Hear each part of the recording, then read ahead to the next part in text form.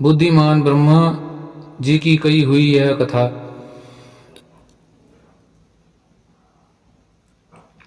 सुनकर द्विज श्रेष्ठ नारद विस्मय में पड़ गए।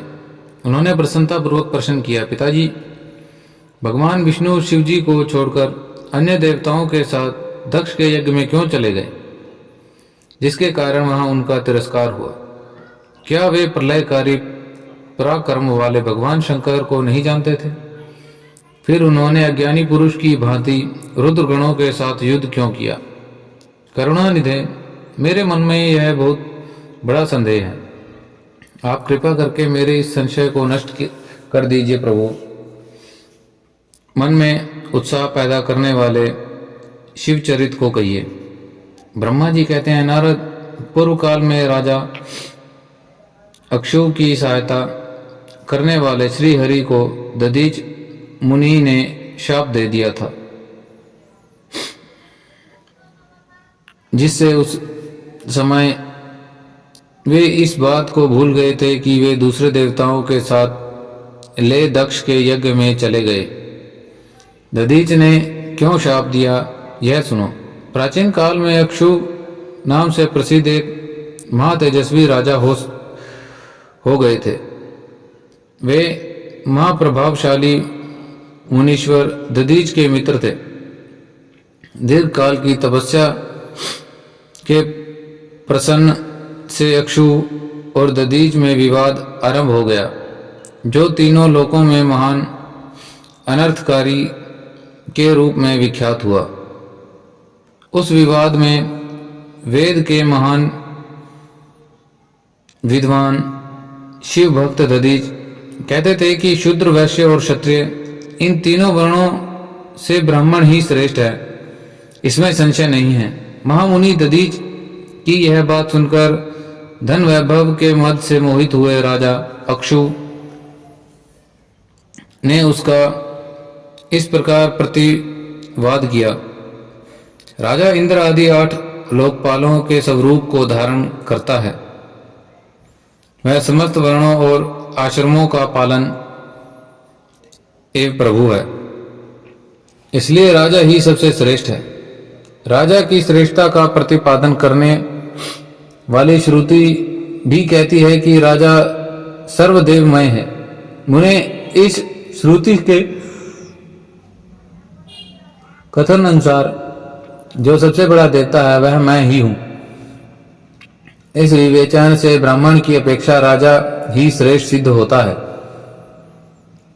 च्यवन नंदन, आप इस विषय में विचार करें और मेरा अनादर न करें, क्योंकि मैं सर्वथा आपके लिए पूजनीय हूं। राजा अक्षु का यह मत श्रुतियों और स्मृतियों के विरुद्ध था।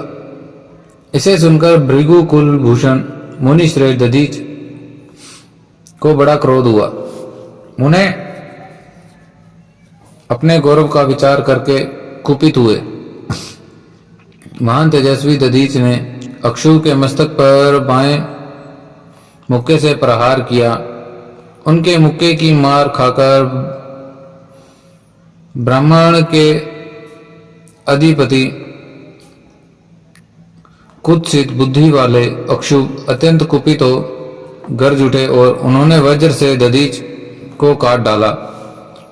इस वज्र से आहत हो भृगुवंशी दधीच पृथ्वी पर गिर पड़े। भार्गव वंशधर दधीच ने गिरते ही शुक्राचार्य का स्मरण किया। योगी शुक्राचार्य ने आकर दधीच के शरीर को, जिसे अक्षुभ ने काट डाला था, तुरंत जोड़ दिया। दधीच के अंगों को पूर्ववत जोड़कर शिव भक्त शिरोमणि और मृत्युंजय विद्या के प्रवर्तक शुक्राचार्य ने उनसे कहा, तात दधीच, मैं सर्वेश्वर भगवान शिव का पूजन करके तुम्हें श्रुति प्रतिपादित महामृत्युंजय मंत्र नामक श्रेष्ठ मंत्र का उपदेश देता हूं। त्र्यंबकम यजामहे, हम भगवान त्र्यंबक का यजन आराधना करते हैं। त्र्यंबक का अर्थ है तीनों लोकों के पिता, प्रभावशाली शिव। वे भगवान सूर्य, सोम और अग्नि तीनों मंडलों के पिता हैं। सत्व, रज और तम तीनों गुणों के महेश्वर हैं।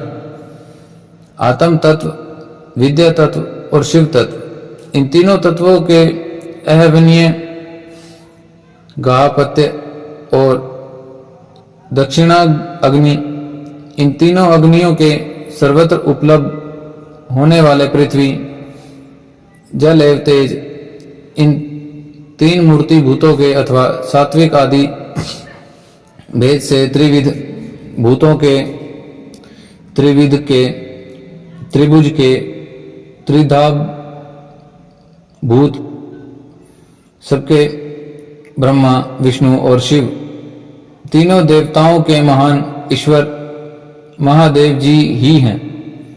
यहाँ तक मंत्र के प्रथम चरण का व्याख्या है। मंत्र का द्वितीय चरण है सुगंधि पुष्टि वर्धनम। जैसे फूलों में उत्तम गंध होती है, उसी प्रकार वे भगवान शिव संपूर्ण भूतों में, तीनों गुणों में, समस्त कृत्यों में, इंद्रियों में, अनायन में, देवों में और गणों में उनके प्रकाशक सारभूत आत्मा के रूप में व्याप्त है। सुगंध युक्त एवं संपूर्ण देवताओं के ईश्वर हैं। यहाँ तक सुगंधिम पद्य व्याख्या हुई। अब पुष्टि वर्धनम की व्याख्या करते हैं। उत्तम व्रत का पालन करने वाले द्विज श्रेष्ठ महामुनि नारद उन अंतर्यामी पुरुष शिव से प्रकृति का पोषण होता है।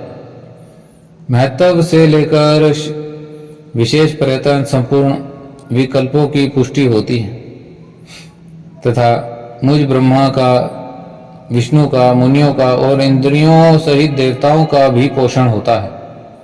इसलिए वे ही पुष्टि वर्धनम हैं। अब मंत्र के तीसरे और चौथे चरण की व्याख्या करते हैं। इन दोनों चरणों का स्वरूप यूं है। उर्वारुक में वंदना मृत्यो मोक्षी यमामृताय, अर्थात प्रभु जैसे खरबूजा पक जाने पर लता बंधन से छूट जाता है, उस तरह मैं मृत्यु रूप बंधन से मुक्त